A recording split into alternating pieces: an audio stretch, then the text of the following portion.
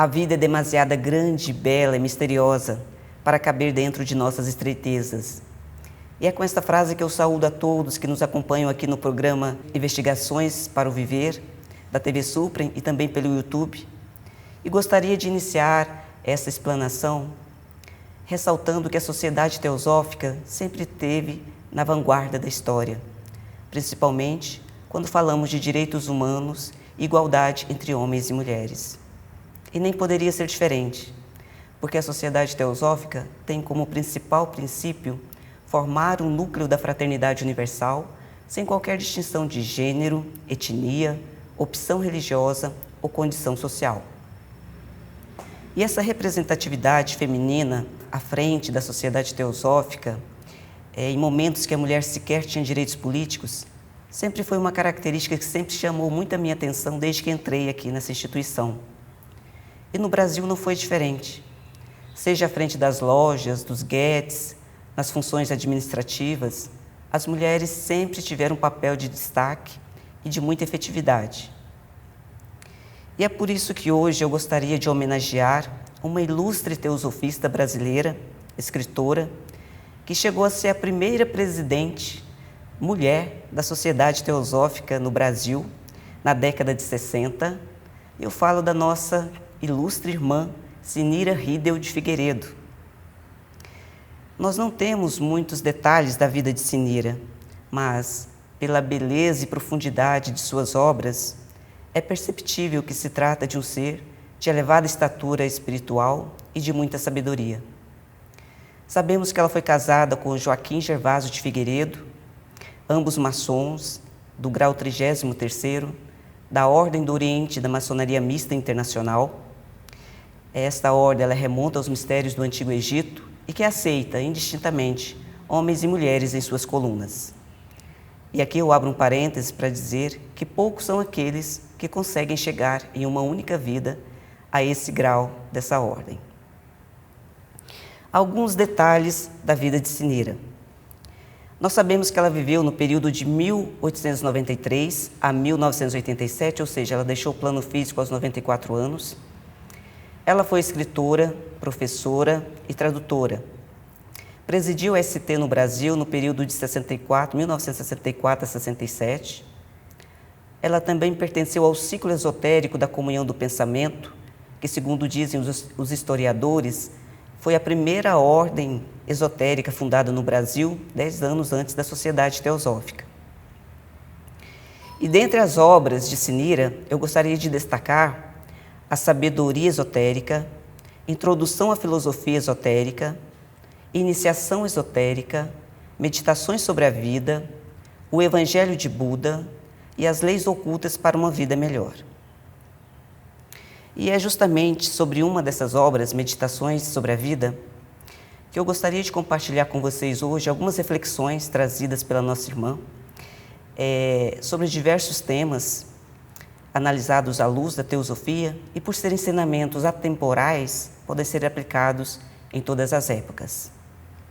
E a primeira questão que se apresenta é como colocar a nossa vida a serviço do homem e da humanidade na atualidade, ou seja, como conciliar o nosso serviço à humanidade e a Deus, sendo que aparentemente estão em polos opostos.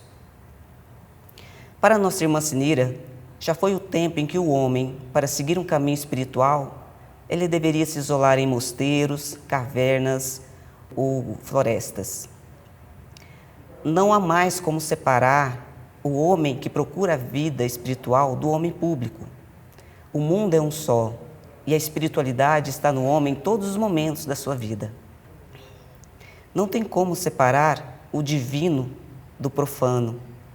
E é justamente no momento em que o homem se doa a serviço do outro que ele se torna cada vez mais humano e, portanto, mais divino. A vida atual é de renovação em todos os sentidos. Até mesmo a Índia mística milenar é hoje um importante centro de renovação energética. Em lugar dos sannyasis, renunciadores, aparecem cada vez mais homens e mulheres de notável cultura, senso político e desenvoltura espiritual, sem contudo abandonar suas crenças e tradições seculares. As Escrituras nos dizem que o Cristo não se isolou do mundo, não foi para a clausura. Ele pregou sua doutrina de paz e amor em muitas regiões, falando tanto aos poderosos quanto aos excluídos, aos inocentes quanto aos pecadores.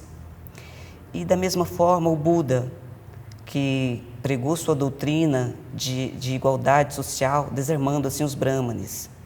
Então, por que os seus seguidores haveriam de se comportar diferente? E conclui que este novo conceito de vida e religião levará a humanidade muito mais longe e depressa à sua libertação. Não seria possível ter duas humanidades, uma rezando pela outra, que se afunda cada vez mais no pecado e no mal. Esta é a eterna verdade, é a doutrina de todos os sábios, é a palavra de Deus vivendo no coração do homem, em espírito e verdade. Bom, agora vamos falar sobre um outro tema muito interessante que ela nos traz, que é sobre a nossa relação com os grandes seres. O encontro com o Mestre não depende nem de fé, nem de conhecimento, mas de realização. Poucos são os mestres que aceitam discípulos, porque eles sabem das implicações kármicas que esta relação pode trazer.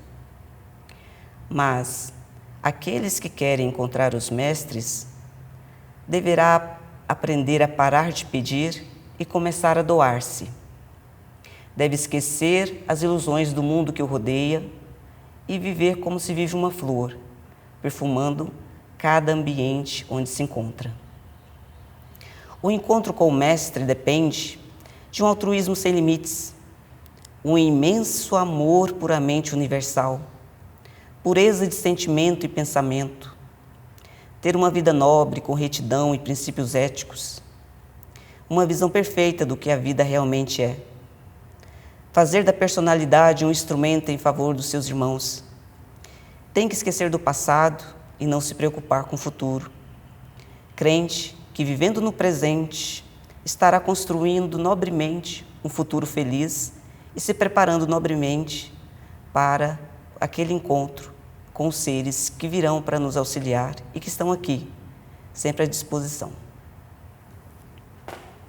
Agora, no próximo tópico, nós vamos tratar sobre a vida no mundo astral.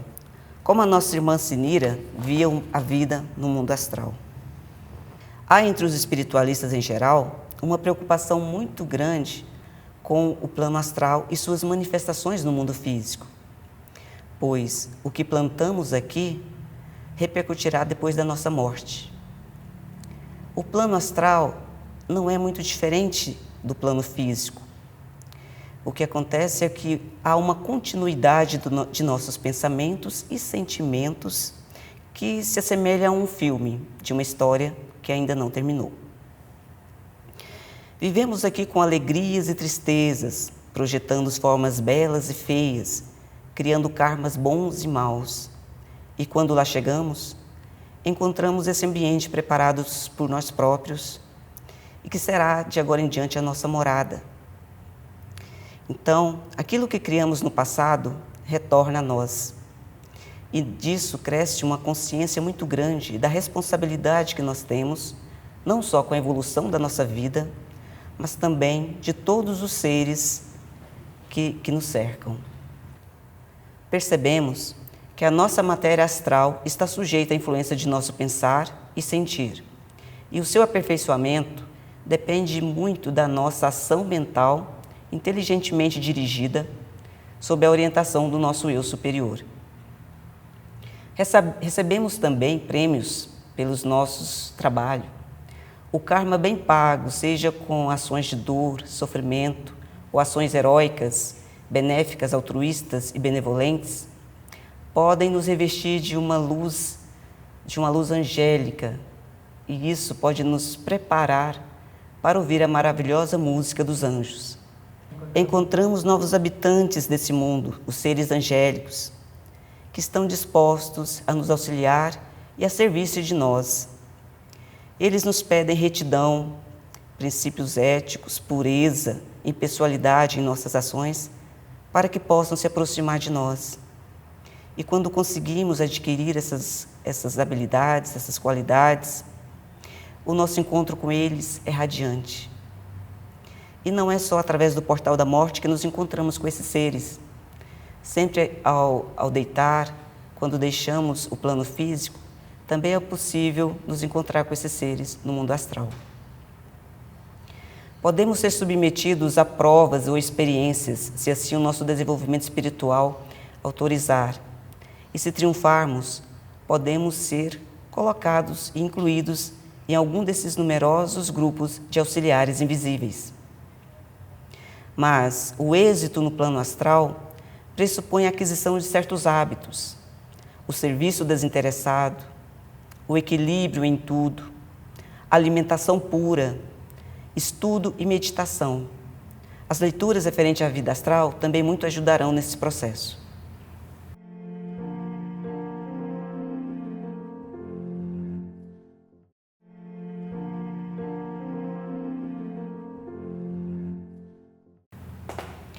Bom, agora vamos seguir para o próximo tópico, que também tem um pouco a ver com o plano astral. Ela vai nos dizer, assim, de uma forma bastante delicada, como devemos morrer. Bom, dizem os ocultistas e os que já morreram, que o momento da morte influi muito na nossa vida pós-morte. Então, é natural que nos preparemos para ela. E há um ditado que diz que o homem morre como se vive. Se foi um homem bom, terá uma boa hora, mas se não foi um homem tão bom, terá uma má hora. Mas o ditado não está correto. Existem pessoas boas que morrem tragicamente e pessoas não tão boas que morrem cercadas de carinho, afeto e conforto. O que importa são as condições internas e não as externas. É bom conhecer as leis que regem os outros mundos, pois o homem, por mais inteligente que ele seja, se ele chegar num país estrangeiro, sem conhecer o seu povo, a sua cultura, as formas de locomoção, ele terá dificuldades de se ambientar e, possivelmente, não aproveitará tão bem o seu passeio e vai querer retornar. Portanto, é de grande utilidade da vida após a morte, saber como se portar, como lidar com nossos sentimentos e pensamentos nesse mundo, é muito importante, bem como saber quais são os habitantes que lá habitam, saber se posicionar na forma de auxiliar ou não temer aqueles que estão lá para nos amedrontar também. Tudo isso é muito importante. Além disso, há uma teoria oculta que diz que a hora da morte influencia muito no pós-morte.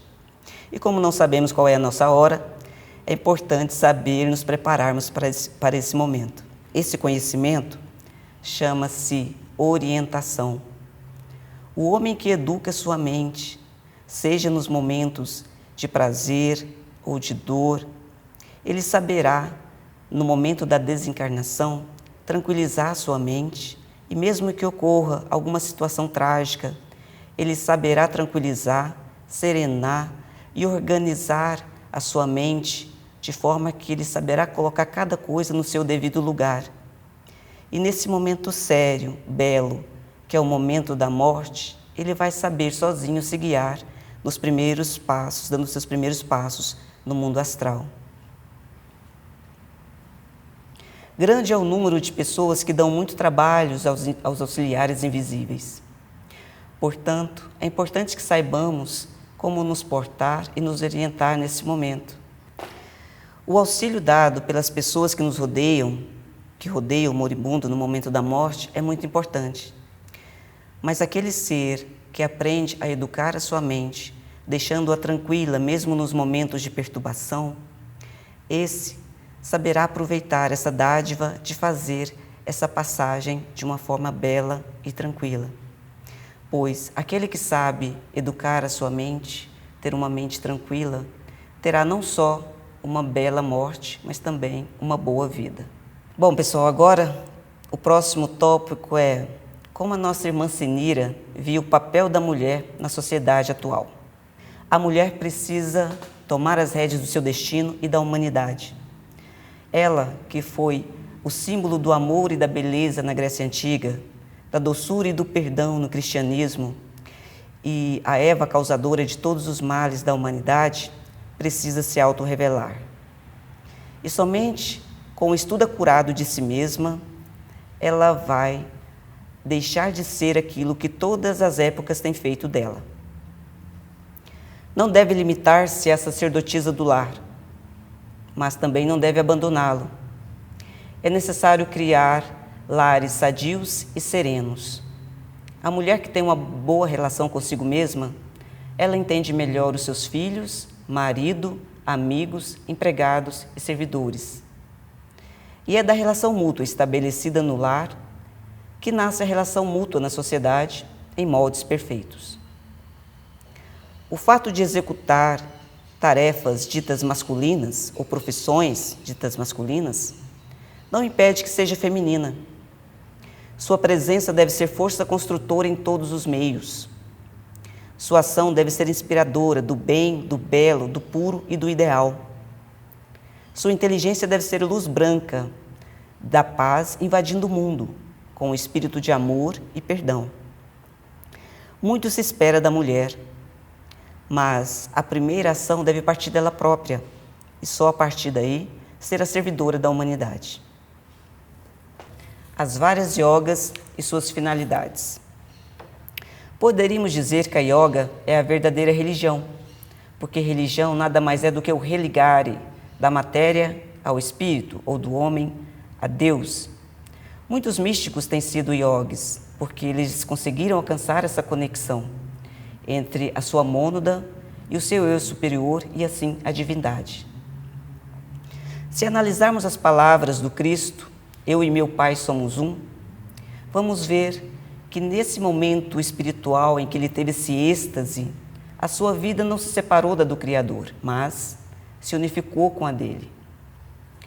E em outras situações também, como podemos ver Krishna no Bhagavad Gita e tantos outros místicos, a mensagem que nos passa é que conseguiram fazer essa conexão com a sua mônada e assim eles chegaram a sentir-se como fazendo parte de toda a unidade com todos os seres. Esse estado de alma pode ser alcançado por vários tipos de yoga, porque vários são os temperamentos dos seres humanos. E só para a gente relembrar, nós vamos falar agora dos tipos de yogas mais conhecidos aqui no Ocidente. Primeiramente, a Bhakti Yoga ensina que a libertação é alcançada pelo amor devocional a um Deus pessoal. Temos a Karma Yoga, que pertence ao raio da ação. Aquele que cumpre o seu dever com inteligência, amor, trabalho, despido de egoísmo, alcança o conhecimento do seu eu real, divino e imortal.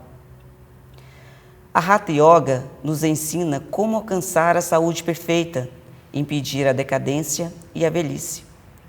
Os Hatha Yogis podem realizar o completo domínio do corpo físico, hábitos e alimentação, mas apenas isso não constitui espiritualidade. Ela é apenas o primeiro passo para se adquirir uma saúde perfeita, para preparar a nossa mente para os outros ensinamentos. A Raja Yoga cuida dos poderes da mente e a sublimação do psiquismo. Ela é a yoga por excelência. Caracteriza-se pela procura da verdade na concentração, meditação e contemplação.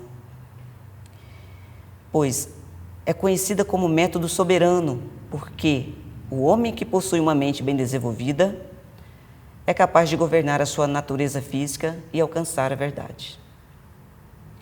E por fim, Jnana Yoga, é yoga do conhecimento. É indicada para aqueles que querem conhecer a sua real natureza e a relação existente entre Deus, nesse caso não pessoal, e seus vários atributos exaltados em várias escrituras. Essas são os vários tipos de yoga que, de acordo com o temperamento do homem, podem ajudá-lo a chegar mais rapidamente ao Criador, de uma forma segura, sem que ele caia nos desvios de Maya ou da ilusão. E a yoga é interessante porque ela não necessariamente exige que você mude de religião. Na verdade, você tem que trazer a yoga para dentro da sua religião e utilizá-la como uma ferramenta. E também, não necessariamente a pessoa terá apenas um tipo de yoga, vai se identificar com apenas um.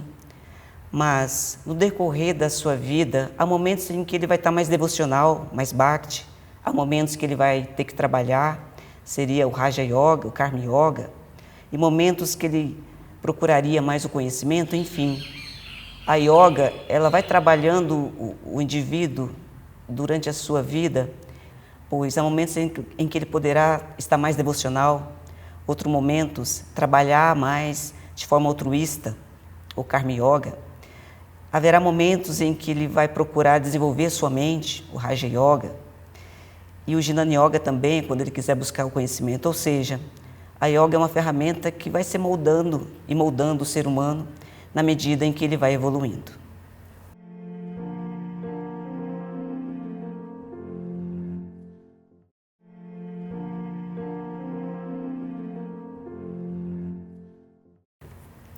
Bom, e agora vamos passar para um novo tópico. Vamos falar um pouco sobre a doutrina do Buda. É sabido que terça parte da humanidade hoje é budista. E muitos adeptos se apegam mais à questão mais mística da religião, outros à parte mais filosófica. Mas o importante é que o budismo hoje se tornou a base de uma civilização que está, como diz o poeta, renascendo das cinzas. O príncipe Siddhartha, nascido em berço de ouro, quis conhecer a humanidade em todos os seus sentidos e descobriu que o homem não era feliz.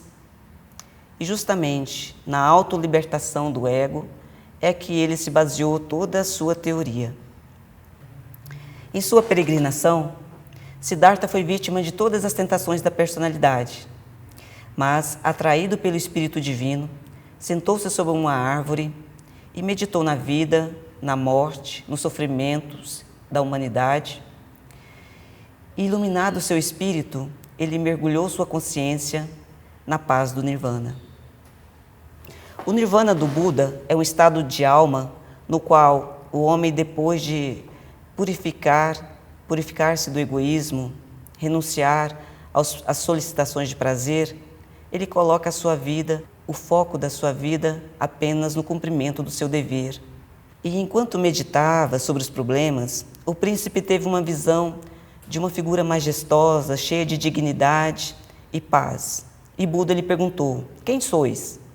A figura lhe respondeu: sou um Saramana, atormentado pelo sofrimento da velhice e da morte. Andei de lugar em lugar em busca da libertação. Todas as coisas têm fim. Só a verdade é eterna. Tudo muda e nada dura. Eu desejo a felicidade que não se modifica, o tesouro que não perece, a vida que não tem princípio nem fim. Por isso, destruí todo pensamento mundano. E Siddhartha lhe perguntou: como posso obter a paz para este mundo atormentado? O Saramana lhe respondeu: onde há calor, também há frio. Os seres que têm a faculdade de serem felizes também têm a de sofrer. Onde há muita alegria, há muita desgraça. Há, porém, um caminho santo que conduz ao nirvana o homem liberto do pecado. O príncipe ouviu essas palavras e disse ao visitante: meu pai me aconselha a aproveitar a vida e que me entregue aos deveres humanos. Mas meu coração palpita por alcançar a iluminação perfeita. Saramana ouviu-lhes as palavras e disse: segue teu destino, tu és o Tathagata perfeito, cumprirás toda a justiça, será o Bhagavati, o bendito, porque és o Salvador, o Redentor do mundo. Siddhartha sentiu o coração cheio de paz e disse: despertei-me para a verdade, romperei todos os laços que me ligam ao mundo e irei em busca do caminho da salvação. Os Budas são seres cujas palavras têm que ser cumpridas. A verdade reside nelas. Em verdade, eu serei um Buda.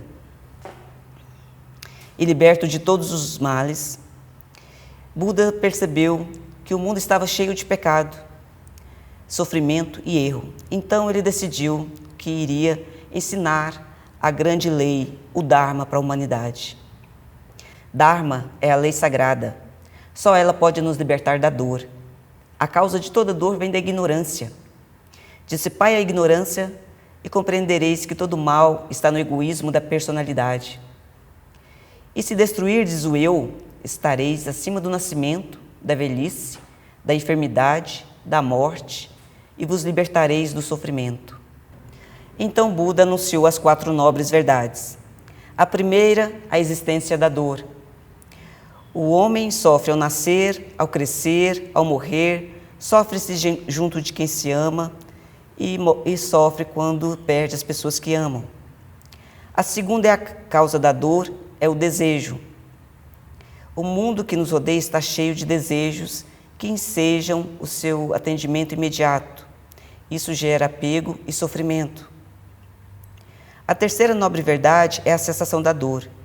Quem domina o eu, livra-se do desejo e do apego, e, portanto, da dor. A quarta nobre verdade é a óctupla senda, que leva à cessação do sofrimento. Só se salva aquele cujo eu desaparece diante da verdade.